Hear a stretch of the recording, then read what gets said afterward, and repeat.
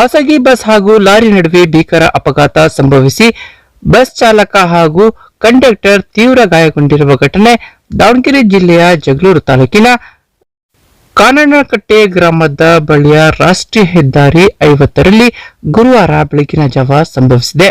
ಸೊಂಡೂರು ಕಡೆಯಿಂದ ಬೆಂಗಳೂರಿಗೆ ತೆರಳುತ್ತಿದ್ದ ಬಸ್ ಮುಂದೆ ತಮಿಳುನಾಡು ಮೂಲದ ಲಾರಿ ಚಾಲಕ ಏಕಾಏಕಿ ಬ್ರೇಕ್ ಹಾಕಿದ ಪರಿಣಾಮ ಬಸ್ ಚಾಲಕನ ನಿಯಂತ್ರಣ ತಪ್ಪಿ ಲಾರಿ ಹಿಂಬದಿಗೆ ಗುದ್ದಿದ ಪರಿಣಾಮ ಚಾಲಕ ಮತ್ತು ಕಂಡಕ್ಟರ್ ಬಸ್ನಲ್ಲಿ ಸಿಲುಕಿಕೊಂಡಿದ್ದಾರೆ.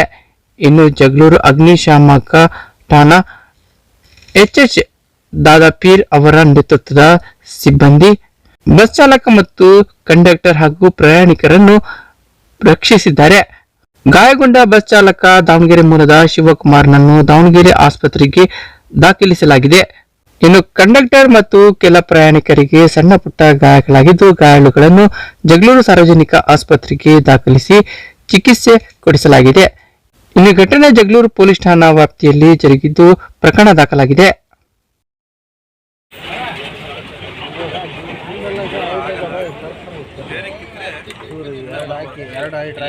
ಸ್ಟೇರಿಂಗ್ ಕಡಿಗೆ ಆಯ್ತಾ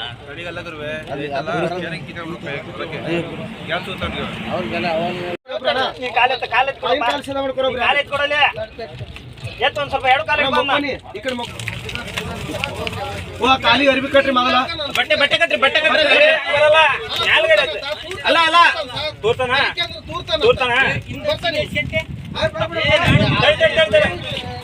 ಅಲ್ಲ ಅಲ್ಲ ಹಂಗ ಕ್ರಾಸ್ ನಾಗ ಹೇಳ್ತಾರೆ ಎತ್ತ ಎತ್ತ ನಿಧಾನಕ್ಕೆ ಓಕೆ ಡನ್ ಓಕೆ ಲಂಟಿಗೆ ಬಾ ಶ್ರೀನಿವಾಸ ತರಕಿಲ್ಲ